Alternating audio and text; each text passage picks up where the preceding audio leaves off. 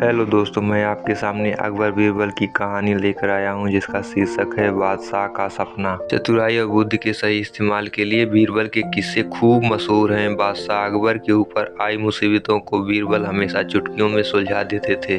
सिर्फ असल जिंदगी की परेशानी ही नहीं बल्कि बादशाह के सपनों की गुत्थियों का जवाब भी बीरबल के पास होता था। ऐसा ही एक किस्सा है बादशाह के अजीब सपने का। आइए आपको सुनाते हैं पूरी कहानी। एक बार की बात है जब बादशाह अकबर गहरी नींद से अचानक उठ गए और फिर रात भर सो नहीं सके। वो बहुत परेशान थे क्योंकि उन्होंने अजीब सा सपना देखा था जिसका मतलब वो समझ नहीं पा रहे थे। उन्होंने देखा कि उनके एक के बाद एक सारे दांत गिरते चले गए और आखिर में सिर्फ एक ही दांत बचा। इस सपने से वह इतने चिंतित हुए कि उन्होंने इसके बारे में सभा में चर्चा करने के बारे में सोचा। अगले दिन सभा में पहुंचते ही अकबर ने अपने विश्वसनीय मंत्रियों को सपना सुनाया और सभी से राय मांगी।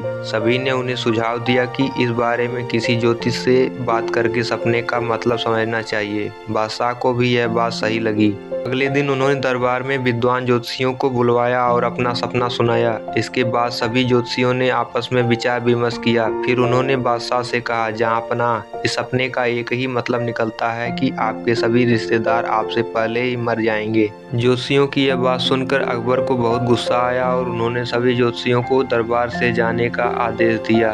उन सभी के जाने के बाद बादशाह अकबर ने बीरबल को बुलाया और कहा, बीरबल, तुम्हारे अनुसार हमारे सपने का मतलब क्या होगा? बीरबल ने कहा, हुजूर, मेरे हिसाब से आपके सपने का मतलब यह था कि आपके सभी रिश्तेदारों में से आपकी उम्र सबसे ज्यादा होगी और आप उन सभी से ज्यादा समय तक जीते रहेंगे। इस बात को सुनकर बादशाह अकबर बहुत खुश हो गए। वहां मौजूद सभी मंत्रियों ने सोचा कि बीरबल ने भी ज्योतिषियों की ही बात को दोहराया है। इतने में बीरबल ने उन मंत्रियों से कहा कि देखो, बात वही थी, बस कहने का तरीका अलग था। बात को हमेशा सही तरीके से सामने रखा जाना चाहिए। मंत्रियों को इतना कहकर बीरबल सभा से चले गए।